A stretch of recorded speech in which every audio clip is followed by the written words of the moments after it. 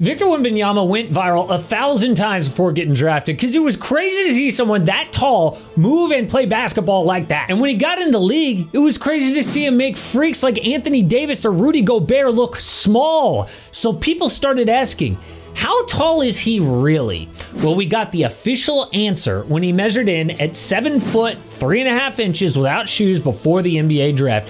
Case closed, like 7 foot 4 in shoes. But since then, people have noticed something weird. The Spurs listed him at 7'4" as a rookie, but then they downgraded him to 7'3" before his second season. Did he shrink? No, the exact opposite. Photos came out of him standing next to guys with confirmed height like Zach Edey, and Wemby is clearly taller. So did Wemby actually grow and the Spurs are trying to hide that? Why? And what does that mean for his NBA career? But I just got the numbers for MyFitFoods and you guys are loving it. That makes me really happy because I am loving it too.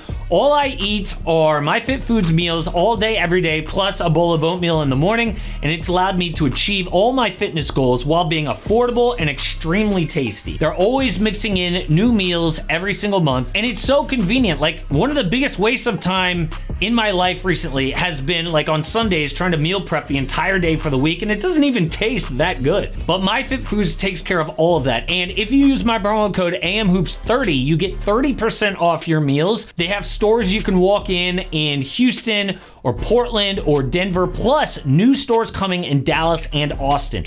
So please check out MyFitFoods like a lot of you guys have been doing. Use my promo code AMHOOPS30 for 30% off. Well, Wemby was drafted at 19 years old, and growth charts show that most males stop growing after age 18, but in rare cases, some may continue to grow into their early 20s. When Giannis faced Wemby for the first time, he saw the rookie do insane things like a block on one end and handle like a guard. But he said he plays the right way. I've never seen anything like him, but he is not 7'3". He is way taller. And whoever said he's 7'3", that's a lie. Really? So according to Giannis, Wemby already grew from before the draft to the middle of his rookie season, but apparently it hasn't stopped yet. There are several recent photos that all point to another growth spurt. And with these photos, we can determine how tall he might actually be right now. So photo number 1 is from early March, the Spurs official team picture.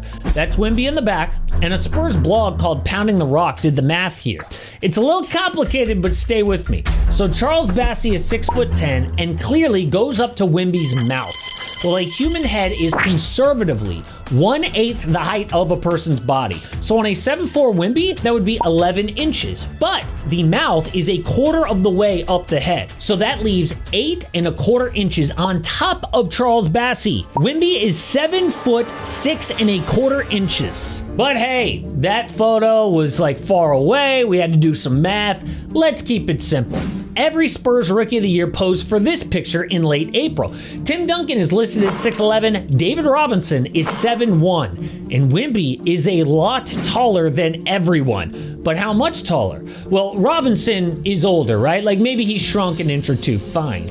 But if we go to the mouth height again, that still puts Wemby at 7'6", closer to 7'7", which is crazy, but the latest photo is staggering. This is Wemby standing next to French prospect Maxime Reynaud in mid-May. Maxime is listed at 7¼ inches at the combine. So according to proportions, the top of the nose is the middle of the head, which means Wemby is about 5.5 inches taller, making him 7 foot 7 inches tall. And if you run that photo through a simulator, it also happens to say 7'7". So dude grew about 3+ inches since getting drafted. Goodness. But who cares? So he's taller. What's the big deal? I mean, why are the Spurs trying to hide this? Well, in NBA history, there have been just 7 players who were 7'3" or taller to have notable careers. Zydrunas Ilgauskas, Kristaps Porzingis, and Arvydas Sabonis 7'3", Ralph Sampson, Rick Smits, Mark Eaton at 7'4", and 7'6" Yao Ming. And of those 7, 5 of them either missed an entire year with injury or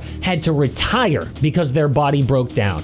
In fact, almost every player in history over 7'1" had a career plagued with injuries. Wemby has already ended both seasons early, even though one was a blood clot. So the Spurs know, if we all found out about another growth spurt to around 7'6", 7'7", the entire NBA media would have a giant freak out. It would be wall-to-wall coverage on the day of that growth spurt announcement about Wemby's career being threatened. And every time he has a small little tweak, the media would immediately go to career ending. So they don't want all that stuff in his head like for the rest of his career. And obviously they're trying to protect him, listing him at like 7'3". 7'3" is a joke. But the Spurs also believe those concerns. They secretly worry that Wemby's career might be a lot shorter than most. And how do we know that? Because Shams just reported something very strange about San Antonio. They also have a ton of assets. They have tradable contracts. They have the number 2 pick. They have the number 14 pick in this year's draft. They have all their picks. Whether there's a player like a Giannis Antetokounmpo, I think a Kevin Durant's another guy that the Spurs, there was mutual interest in at the deadline. I think they're going to be looking very actively to see, is there a wing player we can bring in that could take us over the top? Wow. So forget just Giannis.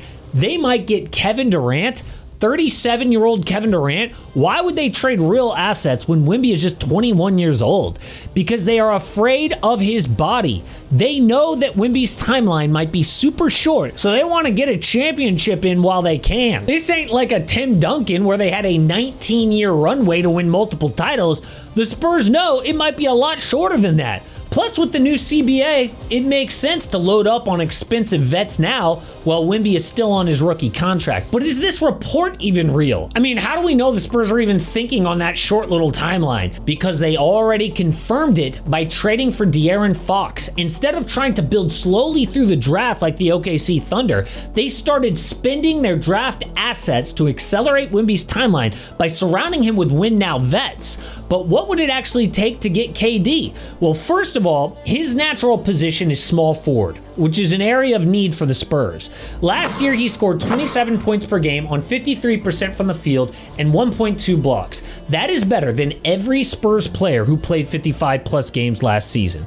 But if the Suns want to demand that number 2 pick, it's not going to happen. The Spurs never overpay for players, so I think a 3-team deal might make it work.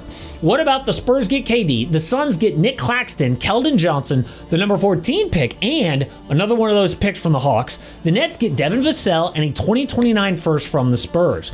So the Suns here would get a young big and Clax to pair with Devin Booker and the number 14 pick in this year's draft, which is a valuable cheap contract. The Nets do this because they get a shooter Vassell, who is a valuable piece in their new offense, plus a first-round pick. But obviously, the Spurs would prefer Giannis, who is 7 years younger than KD and still playing at an MVP level. Dude got 3rd in MVP this year.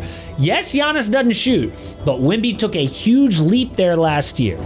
Either way, it's pretty obvious. The Spurs feel pressure because of Wemby's new growth spurt.